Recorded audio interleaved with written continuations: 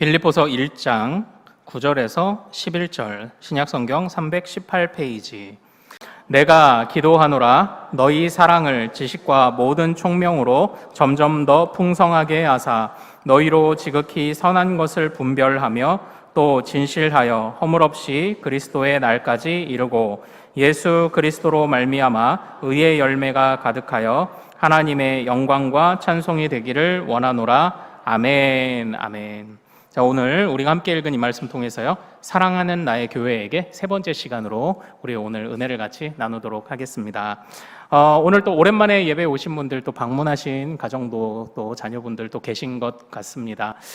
또 아울러 혹시 새 가족이 계시다면 저희 교회 편히 예배 드리시다가요, 저희는 자발적인 의사 표현을 중요하게 여깁니다. 그래서 혹시라도 등록을 원하시면 우리 성도님들께, 안내위원들께 말씀해 주시기를 부탁드리고요. 자, 우리 좌우에 계신 분들과 이렇게 한번 인사하겠습니다. 평안을 바랍니다. 자, 우리 다시 한 번 더 인사하겠습니다. 함께 예배함이 기쁨됩니다. 예배함이 기쁨됩니다. 네, 부부끼리는 잘 인사를 못 하시네요. 네. 자, 사랑하는 여러분, 지난 이제 재직회 때 잠깐 말씀드린 것처럼 제가 요즘 이제 사택을 좀 이사하기 위해서 집을 좀 알아보고 있습니다. 그랬는데 제가 보통 계속 사택에서 살다가 보니까 집을 이렇게 얻는 게 한 15년 만인 것 같아요. 한 15년 만에 이제 집을 이제 구하게 되는 것 같습니다. 이제 이전에 결혼하고 이제 월세 살다가 정부 지원 조금 받고 살다가 이제 집을 요맘때 이제 처음 구해보고 있는 거예요.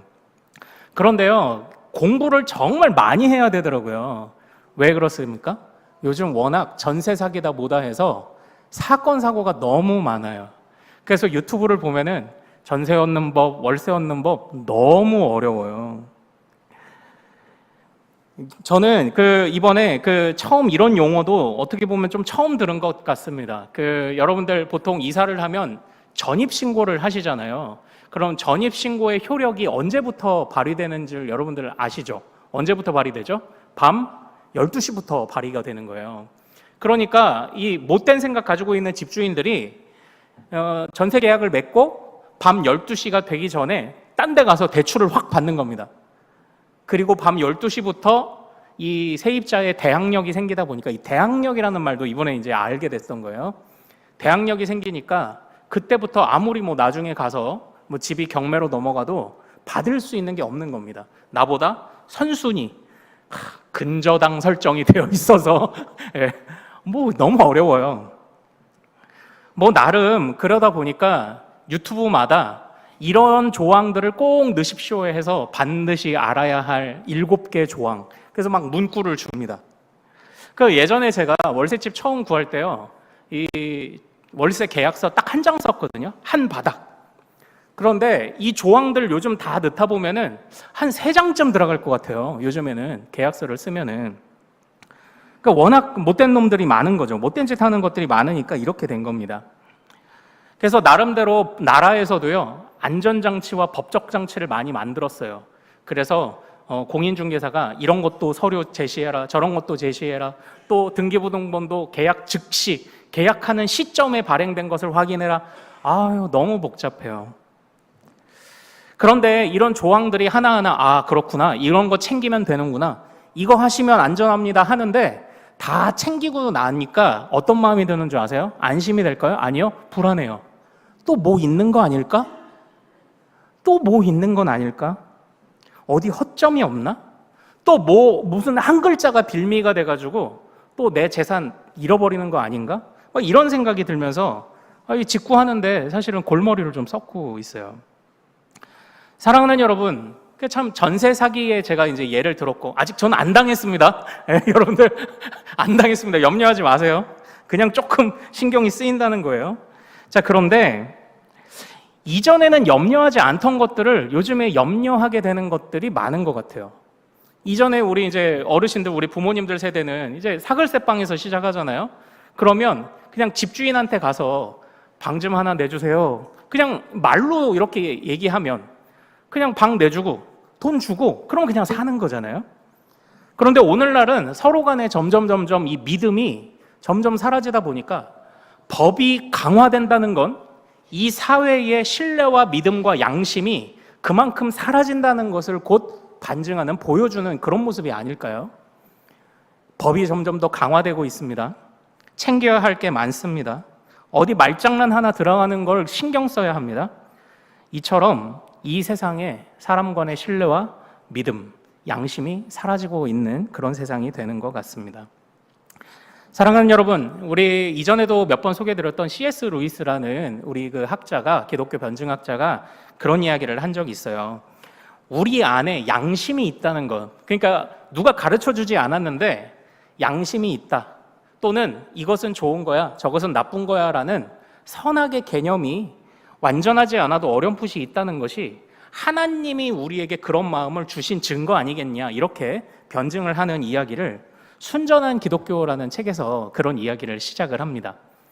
아니, 누가 알려주지 않았는데 이제 좋다, 나쁘다, 선하다, 악하다는 기준이 있어야 판단하는 거잖아요. 그런데 왜 가르쳐주지도 않았는데 사람은 선한 것, 악한 것이 있다는 것을 자동으로 알까? 하나님이 그 마음을 주셨구나, 이렇게 이제 이야기를 하는데, 그 이야기를 하고 바로 다음 챕터에서, 다음 장에서 우리 그 C.S. 루이스 작가께서 이렇게 말씀을 하십니다. 인간은 자신들이 마땅히 해야 할 행동과 공정한 처신이나 예의나 도덕, 자연법이라고 부를 수 있는 종류의 것들이 있다는 것을 늘 생각합니다. 그러나 둘째, 실제로는 그렇게 살지 않습니다. 이렇게 써놨어요. 네.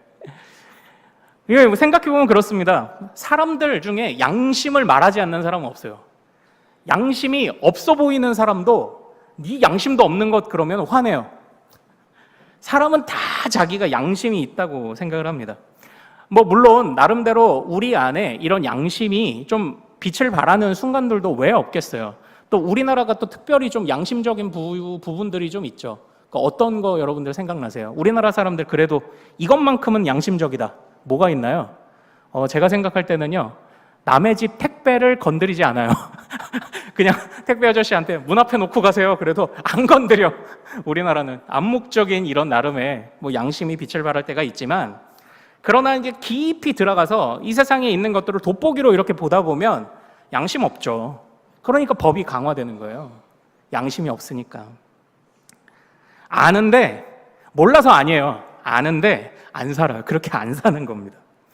사랑하는 여러분, 우리가 사는 세상의 문제점이 다 그렇게 풀어지는, 그렇게 해석이 될 수 있지 않습니까? 지금 사도 바울은 이 빌립보서를 기록하고 있는 이 시점에 지금 어느 형편에 있죠? 로마의 옥에 갇혀 있습니다. 근데 이 사도 바울이 로마의 옥에 왜 갇혔는 줄 아세요? 사도행전 25장에 보면 사도 바울이 전도 여행을 마치고 예루살렘으로 돌아와 있을 때, 그때 유대인들, 자신의 동족에게 사로잡힙니다. 동족에게 사로잡히고 이 사도 바울을 옥에 가두는데, 그때 이 옥에 가둔 이유가 뭐냐면 우리 유대인들을 어지럽게 한다, 즉 소요를 일으켰다, 또는 심지어는 로마에 대항하여 쿠데타를 일으켰다, 이런 죄목을 사도 바울에게 뒤집어 쓰인 겁니다. 근데 사도행전이라는 말씀 25장에 보면은 이렇게 기록해요. 그 증거를 아무도 말하지 못했다고 얘기해요. 그러니까 말 그대로 모함을 한 겁니다. 모함을 한 거예요. 사도 바울은 그냥 예수님이 부활하셨어, 예수님이 진짜 구원자이고 우리는 예수님을 따라야 진짜 하나님을 잘 믿는 거야, 그냥 이걸 목격을 했기 때문에 증언했을 뿐인데, 모함을 당해서 쿠데타를 일으키네, 아니면 소요를 일으키네, 소동을 일으키네, 그래서 옥에 가뒀어요.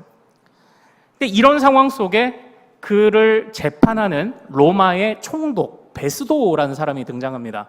그런데 이 로마의 총독이 재판을 잘 해주면 사도 바울이 풀려나잖아요. 그런데 로마의 총독이 재판을 어떻게 하냐면, 베스도가 유대인의 마음을 얻고자 하여 유대인의 주장을 받아들이고 유대인의 마음을 얻으려고 사도 바울을 희생양 삼은 겁니다.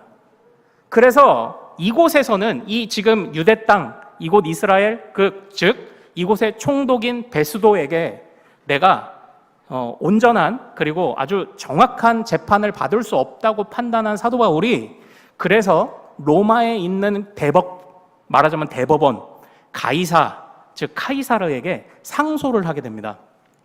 그래서 지금 로마에 잡혀 있는 거예요. 그러니까 지금 이 사도 바울이 갇혀 있는 것도 누구 때문에 잡혀 있는 거예요? 이 양심 없는 유대인들과 또 누구요? 양심 없는 베스도 때문에 지금 잡혀 있는 거예요.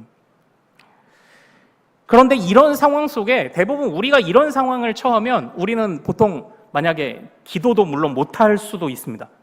기도도 못하고 그냥 실망해서 그렇겠지만 여기서 사도 바울은 기도를 합니다. 근데 어떤 기도를 할까요?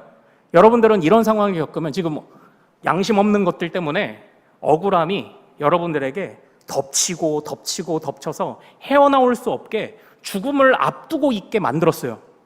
여러분들 어떻게 기도하실래요? 여러분들 어떠실지 모르지만 저 같으면 하나님 불덩어리를 내려서 이것들을 쓸어주십시오 이렇게 기도할 것 같잖아요. 저만 그래요? 여러분들? 저만 그렇습니까? 그러나 사도 바울은 어떻게 기도하죠? 사도 바울의 기도를 우리 잘 한번 살펴봅시다. 9절부터 11절. 자, 우리 1장 9절부터 11절 오늘 본문을 다시 한번 같이 읽어보겠습니다. 사도 바울의 기도예요. 같이 읽습니다. 시작. 내가 기도하노라 너희 사랑을 지식과 모든 총명으로 점점 더 풍성하게 하사 너희로 지극히 선한 것을 분별하며 또 진실하여 허물 없이 그리스도의 날까지 이르고 예수 그리스도로 말미암아 의의 열매가 가득하여 하나님의 영광과 찬송이 되기를 원하노라. 아멘. 이것이 사도 바울의 기도였어요. 우리가 읽으면 눈으로 좀 안 들어오니까 살짝 정리를 해봅시다. 우리 첫 번째 화면을 보고 이 양심 없는 시대 속에 오늘날 우리도 무엇을 기도해야 되는지를 한번 보죠. 첫째 화면 같이 읽어보죠. 자, 양심 없는 시대 속에 우리는 어찌해야 할까요? 1, 2, 3번 시작. 우리가 지극히 선한 것을 분별합시다. 우리는 진실하여 허물 없이 그리스도의 날까지 달려갑시다. 우리 모두 의의 열매가 가득한 삶을 살며 하나님의 영광과 찬송이 됩시다. 이 화면을 한번 보세요. 잘 보세요. 양심 없고 진실이 없는 세상 가운데 사도 바울이 어떻게 기도해요? 주님, 불을 내려주셔서 이들을 쓸어주십시오 이렇게 기도했나요? 아니요. 그건 주님이 하실 일이고요. 사도 바울은 그 주님을 신뢰하고 있습니다. 자, 화면은 그냥 두시고 자, 우리 오늘 1장 말씀 6절 한번 같이 읽어보죠. 사도 바울이 가지고 있는 신뢰를 보죠. 자, 시작. 너희 안에서 착한 일을 시작하신 이가 그리스도 예수의 날까지 이루실 줄을 우리는 확신하노라. 아멘. 내 마음 같아서는 지금 이 양심 없는 세상, 진리 없고 진실 없는 세상 가운데 나를 억울하게 만드는 사람들 가운데 불을 내리고 싶지만 그러나 그걸 지금 사도 바울은 믿음으로 하나님께 맡겼어요. 왜 그렇죠? 하나님이 지금 자신의 계획을 이루어 가고 계시는 거예요. 그런데 지금 사도 바울은 이런 상황에 어떻게 저것들을 불을 내릴까 보다도 더 관심을 가지고 있는 게 뭐냐면 무엇입니까? 바로 이거예요. 어떻게 하면 하나님 앞에 선한 것을 발견할 수 있을까요? 어떻게 하면 내가 더 진실할 수 있을까요? 어떻게 하면 내게 의의 열매가 더 가득할 수 있을까요? 사도 바울은 오히려 이것을 위해 기도했습니다. 이것을 빌립보 교회에게 가르쳤죠. 이 양심 없는 시대 속에서 우리가 정작 집중해야 하는 것은, 오늘날 교회가 집중해야 하는 것은 무엇일까요? 바로 그리스도께서 우리 안에 맡겨 놓으신 것을 성실하게 지키기 위한 간구가 오늘날 우리들에게 사실 맡겨진 것입니다. 하나님은 우리 교회를 통해서, 이 빌립보 교회를 통해서 주님이 어떤 일들을 맡기셨죠? 5절을 한번 같이 읽습니다. 5절 읽습니다. 자, 5절. 자, 시작. 너희가 첫날부터 이제까지 복음을 위한 일에 참여하고 있기 때문이라. 아멘. 교회는 어떻게 해야 돼요? 어디에 참여해요? 복음을 위한 일에 참여해야 합니다. 그래서 세상의 죄악을 드러내는 부분이 있겠죠. 그리고 이 세상에서 교회가 활약해야 되는 부분이 있습니다. 그러나 교회가 가져야 되는 첫 번째 가장 중요한 기도들이 뭐라고요? 혼란한 세상에 물드는 것이 아니라 내가 혼란한 세상에 물드는 것이 아니라 결국 이 기도 제목은 무엇입니까? 내가 더 선한 것을 분별하게 해주십시오. 진실하게 해주십시오. 의의 열매를 맺게 해주십시오. 이 기도가 정작 우리에게 요청하는 바는 무엇입니까? 교회가 가장 우선시해야 되는 기도 제목은 뭐예요? 같이 한번 따라 볼까요? 우리가 예수 그리스도처럼 사는 것, 우리가 예수 그리스도를 닮는 것, 사실 이겁니다. 주님이 우리에게 원하시는 것은 사실 그거예요. 어떤 것들보다도 교회에 원하시는 것은 교회가 예수 그리스도처럼 되는 것, 예수 그리스도처럼 사는 것입니다. 예수 그리스도를 닮는 것입니다. 그래서 사도 바울은 이미 이 마음을 자기가 가지고 있잖아요. 그러다 보니까 사도 바울이 어떻게 고백하냐면 우리 8절 다시 한번 같이 읽어보죠. 사도 바울이 어떤 마음으로 이렇게 말하는지를 다시 한번 보죠. 8절 읽습니다. 시작. 내가 예수 그리스도의 심장으로 너희 무리를 얼마나 사모하는지 하나님이 내 증인이시니라. 아멘, 아멘. 자, 여기서 우리가 잠깐 살펴본 예수 그리스도의 심장이란 표현이 있죠. 사도 바울의 지금 모든 행동과 말은 어디서 나와요? 그리스도의 심장에서 나오는데, 그리스도 닮는 거죠. 그러나 이게 단순한 심장이 아니라 뭐라고 했죠? 사실은 이 단어적인 원어의 의미는 내 모든 창자를 말해요. 그러면은 우리가 예수 그리스도의 위와 소장과 대장의 모양을 똑같이 담는다는 걸 의미하는 겁니까? 아니, 그런 게 아닙니다. 우리 속을 채우고 있는 모든 것이 주님을 닮은 모습. 내가 부족하지만 내 안에 있는 주님 닮은 모습으로 너희에게 권면하는데 선한 것을 분별하십시오. 이 양심이 없는 세상 가운데 불을 내려달라 하지 마시고 끝까지 복음에 참여하십시오. 이렇게 말하는 거예요. 선한 것을 분별하십시오. 진실하십시오. 그리고 주님 앞에서 끝까지 의의 열매를 맺기 위하여 애를 쓰십시오. 이렇게 권면하고 있습니다.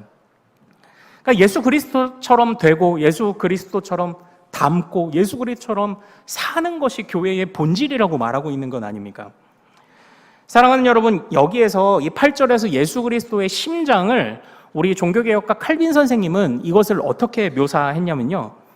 예수 그리스도의 심장은 곧 변하지 않는 사랑을 의미한다. 이렇게 기록했습니다. 변하지 않는 사랑. 이게 뭐죠? 오늘날 우리가 살아가는 이 시대는 양심이 없어요.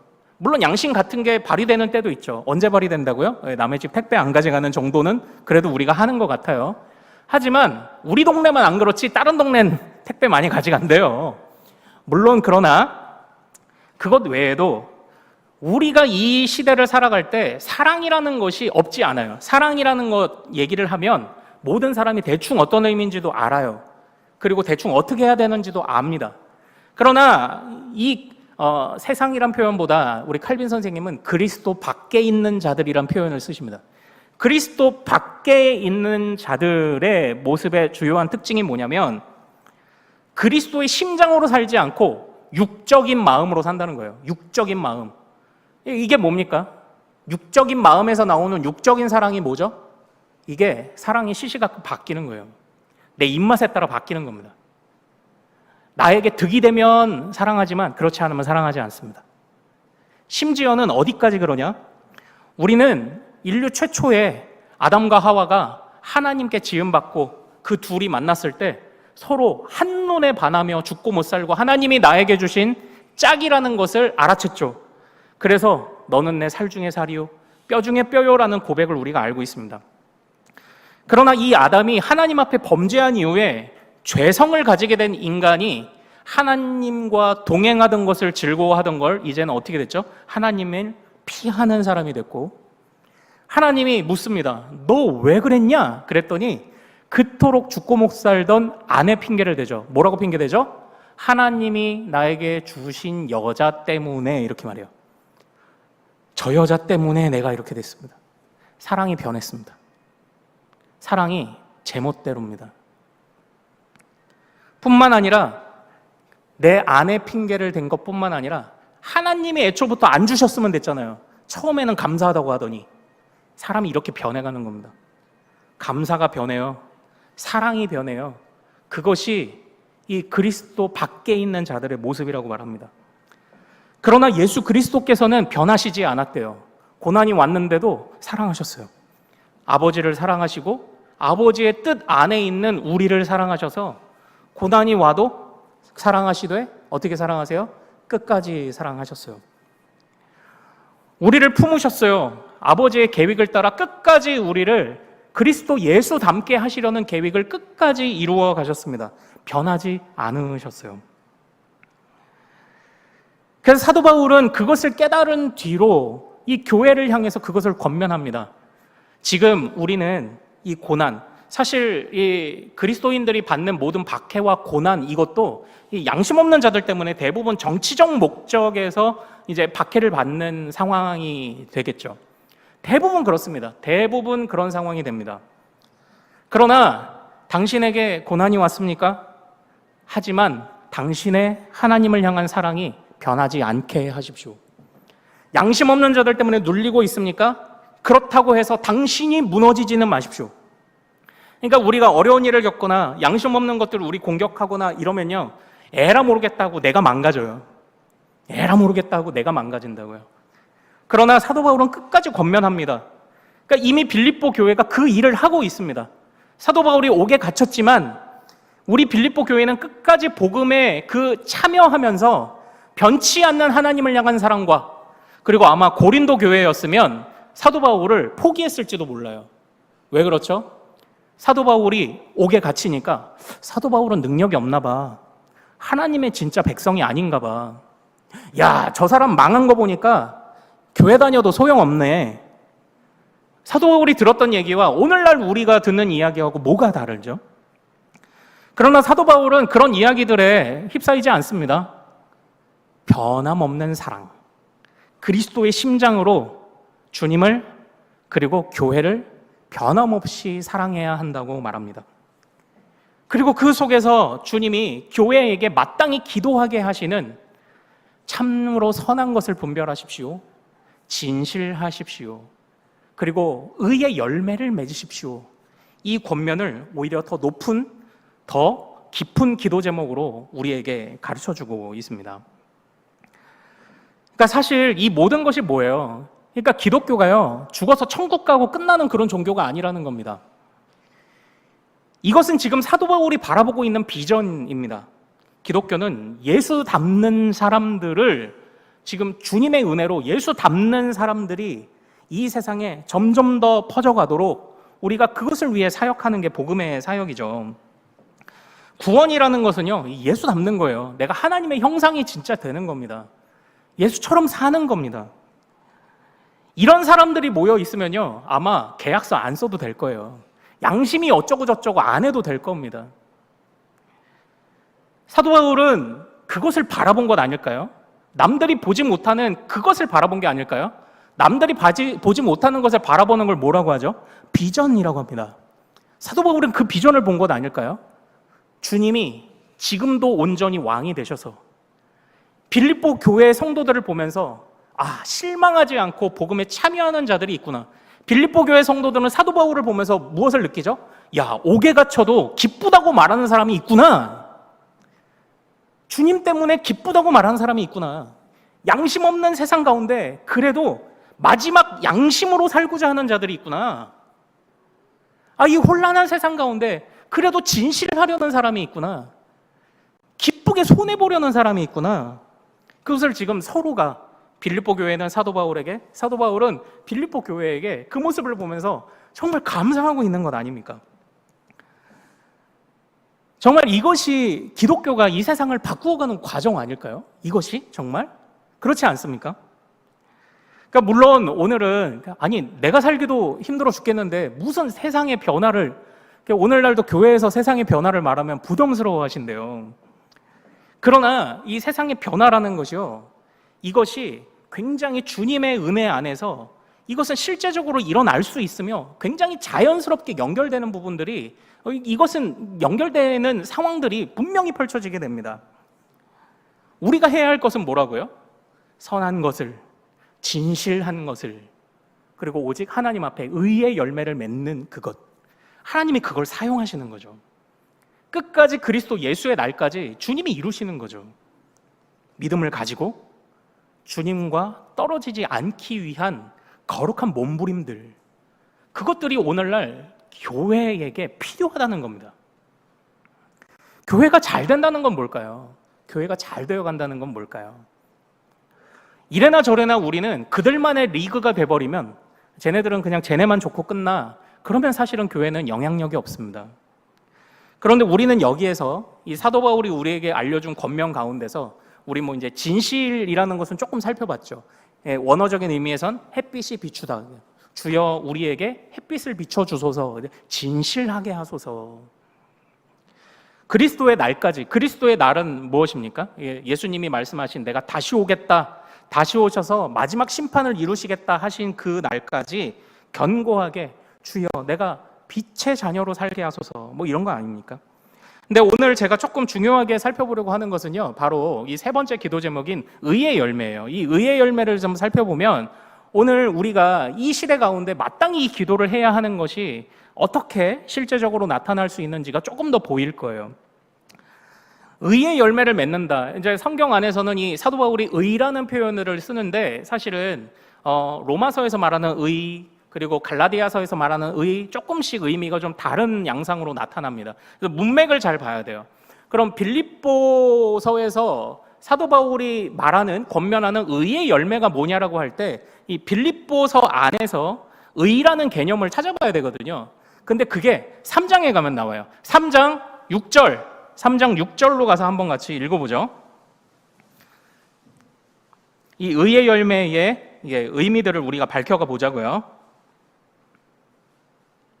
3장 6절 같이 한번 읽겠습니다.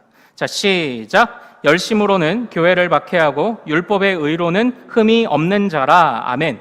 이건 사도 바울이 이전에 자신의 모습을 이야기한 겁니다. 그런데 내가 흠이 없었어 자랑하는 게 아니라 오히려 부끄러워하는 거예요.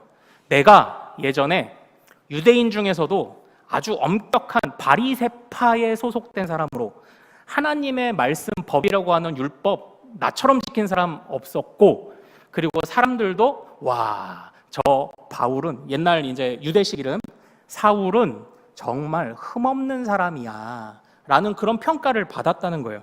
사실 자기가 흠이 없다고 스스로 자랑하는 문맥은 아니고요. 이건 사도 바울이 지금 부끄러워하고 있는 그런 장면이에요. 다른 사람들이 보기에도, 그리고 심지어는 나도 흠이 없다고 생각한 거예요. 내가 그냥 열심히 잘 지킨다고 생각을 하니까. 열심히 잘 지킨다고 생각을 하니까 정말 흠도 없고, 나도 심지어는 그렇게 생각했고, 그리고 내가 열심히 지키니까 나는 하나님 앞에 의로워 이렇게 생각을 했다는 겁니다. 그런데 이 사도 바울이 예수 그리스도를 만난 이후에 깨달은 게 뭐냐면, 내가 이렇게 열심히 했는데 나는 의롭지 않다는 거예요. 나는 하나님 앞에서 제대로 된 사람이 아니라는 것을 깨달았다는 겁니다. 뭐죠? 열심히 했어요. 열심히 했는데 아니라는 것을 깨달았어요. 어디 나와 있냐면 7절, 8절, 우리 7절부터 8절, 3장 7절, 8절 같이 읽어보죠. 자, 7절, 8절, 3장 7절, 8절 시작. 그러나 무엇이든지 내게 유익하던 것을 내가 그리스도를 위하여 다 해로 여길 뿐더러 또한 모든 것을 해로 여김은 내 주 그리스도 예수를 아는 지식이 가장 고상하기 때문이라. 내가 그를 위하여 모든 것을 잃어버리고 배설물로 여김은 그리스도를 얻고. 아멘. 지금 이 이야기에서 나는 흠이 없다고 생각했습니다. 말 그대로 나는 의로운 사람이야. 하나님 보시기에든 다른 사람 보기에든. 그러나 사도 바울은 이렇게 고백하고 있는 겁니다. 그런데 나중에 예수님을 만나보니 사실 이 하나님이 주신 율법이라는 것은요, 이건 인간이 100% 지킬 수 있는 법이 아닙니다. 하나님의 표준을 알려주는 것이고 그것을 추구하며 살아가야 하지만 아무리 지킨다고 그것을 다 지킬 수 있는 법이 아니에요. 왜냐? 우린 죄인이기 때문이죠. 그런데 마치 도토리 키재기 하듯 내가 남들보다 조금 더 지켰다고 그래봤자 조금 더 지킨 죄인이 되는 거죠. 결국 사도 바울이 말하고 있는 것은 칼빈 선생님이 표현한 것처럼 내가 흠이 없다고 생각하니까 주님이 들어가실 틈이 없었어요. 자기가 옳다고 믿는 자들은 항상 주님이 필요 없다고 말합니다. 그래서 오히려 나에게 내가 하나님 앞에서든 사람 앞에서든 나로 하여금 칭찬 듣게 만들었던 그것들이 자기 교만이 되고 자만심이 되고 위선자의 것이 되어서 오히려 하나님께 나아가는데 장애물이 되고 있었는데도 내가 그것을 모르고 있었다고 말하는 겁니다. 그러니까 자신의 처참했던 과거를 고백하는 거예요. 누가 봐도 괜찮은 사람처럼 보였어요. 하나님 앞에서도 나 정도면 괜찮다고 생각을 했었습니다. 그러나 하나님을 만나고 하나님의 높으신 기준을 제대로 깨닫는 뒤에 고백하는 거죠. 내가 죄인이었음을 깨닫는 겁니다. 하나님이 나에게 들어오실 틈이 없었구나. 내가 죄인이었구나. 그래서 사도 바울은 그때부터요, 자신이 가지고 있던 그 수많은 학문과 그 열심을 뭐로 여기기 시작했대요? 해로 여기고 배설물로 여기기 시작했다는 거예요. 다시 말하면 이전에 자기가 소중하게 여기던 것들이 이제는 아무것도 아니라는 것을 깨달았는데 가치 판단의 기준이 확 바뀌어버린 거예요. 의의 열매라는 것은 무엇이겠습니까? 의의 열매. 자, 우리 9절 말씀을 같이 읽어보겠습니다. 3장 9절입니다. 3장 9절이에요. 3장 9절 같이 읽습니다. 시작. 그 안에서 발견되려 함이니 내가 가진 의는 율법에서 난 것이 아니요 오직 그리스도를 믿음으로 말미암은 것이니 곧 믿음으로 하나님께로부터 난 의라. 아멘. 여기서 사도 바울이 진짜 내가 의로운 자가 되기 위해서는 어떻게 해야 되느냐를 어떻게 고백하고 있죠? 예수를 따라가야 된다고 고백하고 있습니다. 예수님을 신실하게 믿고 예수님을 따라가는 것 아니면 내가 아무리 발버둥 쳐봤자 내 힘으로 할 수도 없고 내가 한다고 해봤자 죄인의 것에 불과하다고 말하고 있는 것 아닙니까? 최선을 다해 주님을 지금 닮아가겠다고 말하는 겁니다. 내가 주님을 따라가지 않으면, 주님을 닮아가지 않으면 내 안에 의의 열매, 저 사람은 의로운 사람이야, 그런 얘기 들을 수도 없고요, 내 안에 그런 열매가 맺힐 수도 없다고 말합니다. 지금 사도 바울이 자기에게 일어난 이 어마어마한 가치 판단의 기준의 변화, 사실 의의 열매를 맺기 위해서 그리스도 닮음을 향하여 최선을 다하여 그리스도를 따라가기 위한 그 수많은 믿음의 몸부림이 아니라면 우리 모든 것은 다 헛된 것이라고 지금 말하고 있습니다. 그러나 우리가 주님을 성실히 따라갈 때 예수 그리스도로 말미암아 주님이 의의 열매를 맺게 하신다는 겁니다. 사랑하는 여러분, 예수님은 우리에게 이미 이러한 가치 판단에 아주 그냥 이 획기적인 변화, 이 기준의 변화를 이미 명령하신 적이 있습니다. 우리 예수님이 마태복음에서 이런 말씀을 주신 적이 있어요. 자, 우리 화면을 보고 같이 한번 우리 2페이지 읽어볼까요? 자, 같이 읽습니다. 시작. 천국은 마치 밭에 감추인 보화와 같으니 사람이 이를 발견한 후 숨겨두고 기뻐하며 돌아가서 자기의 소유를 다 팔아 그 밭을 사느니라. 다음이요. 또 천국은 마치 좋은 진주를 구하는 장사와 같으니 극히 값진 진주 하나를 발견하매 가서 자기의 소유를 다 팔아 그 진주를 사느니라. 아멘. 아멘. 사도 바울은 주님을 만나고 그 주님 안에서 정말 나를 새롭게 하시는 그 예수 그리스도의 능력을 경험한 이후에 이렇게 고백하고 있는 건 아닙니까? 내가 가지고 있는 것 모든 것을 팔아서 나는 예수 그리스도를 따를래요. 그 이야기를 하고 있는 건 아닙니까? 보화를 발견했어요. 좋은 진주를 발견했어요. 사랑하는 여러분, 교회가 바로 이러한 모습으로 살아야 합니다. 교회의 구성원된 성도가 그리스도의 몸이라는 이름만 가졌을 뿐 세상 사람들이 똑같이 말하는, 그리스도 밖에 있는 사람들이 말하는 그 양심 없음과 선하지 않음과 진실하지 못함을 우리가 따라갈 때, 왜 그렇죠? 우리도 똑같이 그들과 똑같은 가치를 가지니까요. 단순히 뭐 부유하냐 가난하냐를 말하는 건 아니에요. 부유한 사람도 나름 가치 판단을 하죠. 내가 이 정도 가졌으니 안심되는구나. 그럼 가난한 사람은 가치 판단을 안 하나요? 가치 판단합니다. 나에게 저 돈만 있었으면 내가 평안할 텐데. 이거 가치 판단하는 겁니다. 양상은 다르게 나타나지. 그러나 부유하든지 아니면 비천에 처하든지 사도 바울은 일체의 비결을 배웠습니다. 예수 그리스도를 만난 거죠. 예수 그리스도께서 오히려 이 세상의 양심 없는 세상 가운데 예수 그리스도를 만나고 나니 양심 없이 사는 것을 견딜 수 없어서 기쁘게 옥에 갇히고, 하나님 앞에서 진실하게 살지 못하는 자신이 부끄러워서 오히려 성도들에게 진실하십시오를 부탁하고, 하나님 앞에서 정말 제대로 된 사람답게 살지 못하는 것을 부끄러워하는 나머지 사도 바울이 고백하고 있는 건 아닙니까? 내가 가짜 의로움 말고 진짜 의로운 사람이 되기를 원합니다. 당신들도 이것을 함께 기도해 주십시오. 지금 그것을 고백하고 있는 것 아닙니까?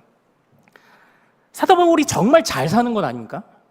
이게 정말 잘 사는 것 아닙니까?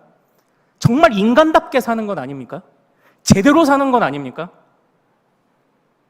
나의 모든 가치를, 이전에 내가 소중히 여기던 것을 이제는 아무렇지 않은 것, 그거 해봤자, 좀 더 가져봤자, 아니 좀 더 누려봤자, 그건 내 가치 높여주는 건 아니야.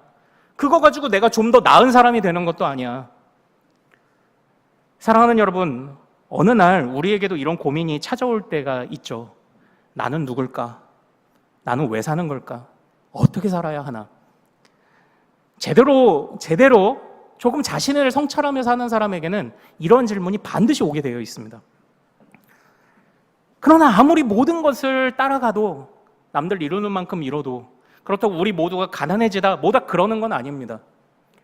주님이 주신 것, 그것을 감사한다면 이제 가치 판단의 기준이 바뀌었으니까 그것들을 그리스도 밖에 있는 사람처럼 붙잡지는 마십시오. 사도 바울처럼 고난이 와도 그 고난을 그리스도 밖에 있는 사람들이 생각하며 부여하는 가치를 거기다가 부여하지 마십시오. 주님이 성실하게 그 일들을 이루어 가실 터이니, 가졌다면 야, 주님이 뭐 하라고 이걸 주신 걸까? 내가 이걸 가지고 어떻게 하나님의 형상이 되며 그리스도처럼 살까? 그리고 나는 어떻게 이 세상을 향해 선한 영향력들을 끼칠 수 있을까? 만약 없다면, 이 없는 이 상황조차도, 고난받는 이 상황조차도 내가 그냥 울어버리고, 그리고 짜증내고 화내고 분열하는 그리스도 밖에 있는 사람들 같이 하지 말고, 내가 어떻게 이 상황 속에서 정말 그리스도 닮을 수 있을까?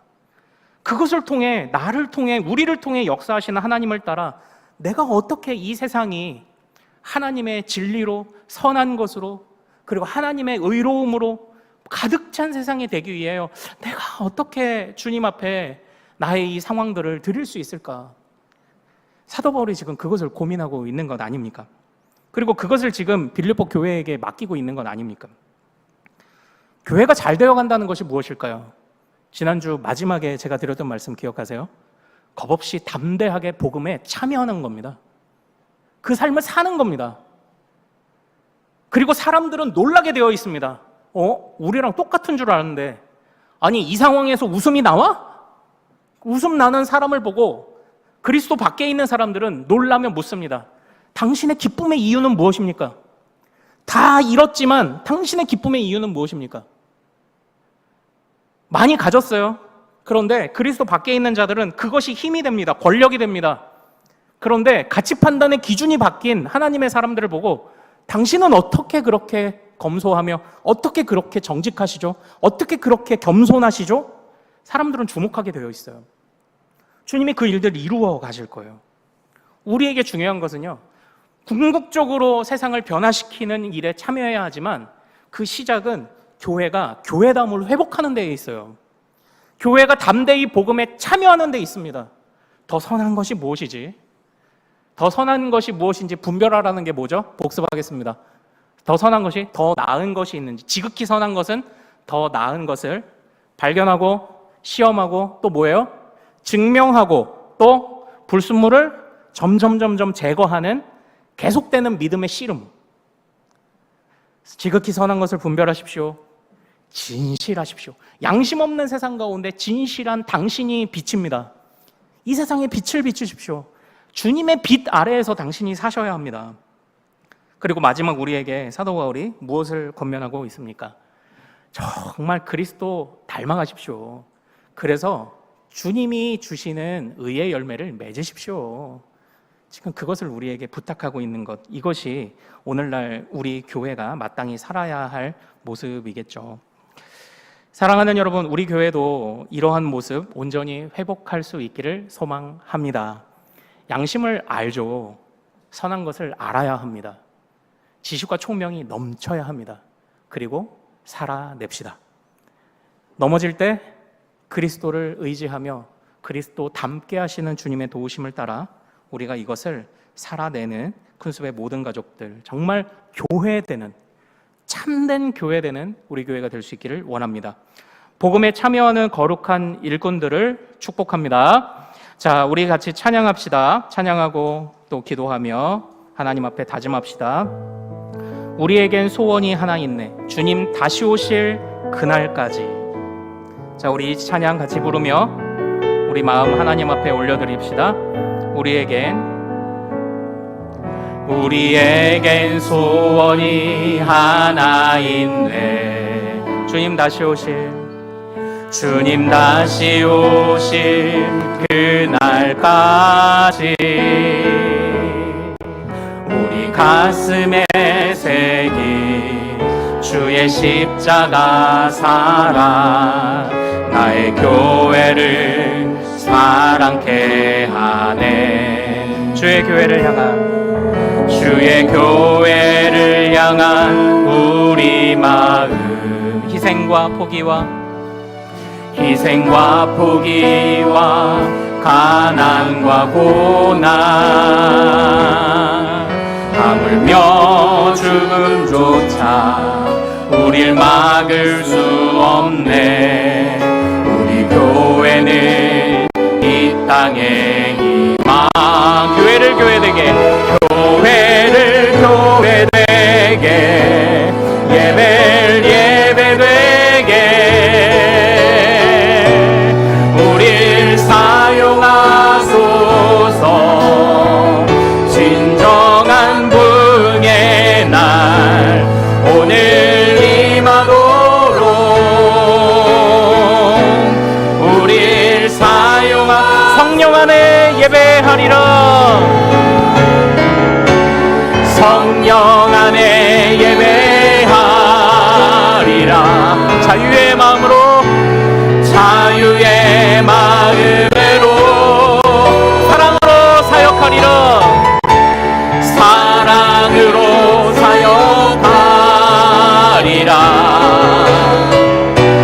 교회는 생명. 다시 한번 성령 안에 예배하리라. 성령 안에 예배하리라. 자유의 마음으로 사랑으로 사역하리라.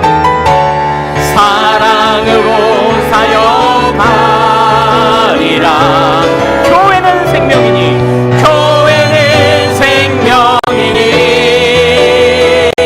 교회를 교회되게 예배되게 우릴 사용하소서. 진정한 부흥의 날 오늘 임하도록 우릴 사용하소서. 사랑하는 여러분, 우리 이 시간 같이 말씀을 생각하며 기도하기를 원합니다. 어려운 일들이 있죠. 양심 없는 자들 때문에 괴로운 일들이 많으실 줄로 압니다. 그러나 그것에 지지 맙시다. 그렇다고 내가 그리스도 닮아가는 것, 하나님의 자녀됨을 포기하지 맙시다. 주님은 우리가 끝까지 하나님의 자녀됨, 풍부에 처하든지 비천에 처하든지 어떤 상황에서든지 우리가 하나님의 온전한 자녀로 서고 교회가 교회로 서는 것에 더 큰 사랑과 관심과 또 그것에 은혜를 부어주시지 않겠습니까? 우리는 가치 기준이 달라진 사람입니다. 모든 것을 배설물로 여길 수 있습니다. 내가 이전에 자랑했던 것도 배설물로 여길 수 있고요.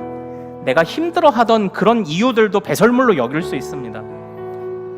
기쁨, 사도 바울이 말한 그 기쁨, 내가 하나님 앞에서 정말 예수 그리스도를 닮았고 잘 따라가고 있다는 거기에서 오는 그 기쁨, 정말 내가 제대로 인간답게 살고 있다는 그 기쁨과 자부심, 우리가 그 마음을 하나님 앞에 구하며 우리 이 시간 다시 한번 다짐하며 주여 한번 부르고 기도합니다. 주여!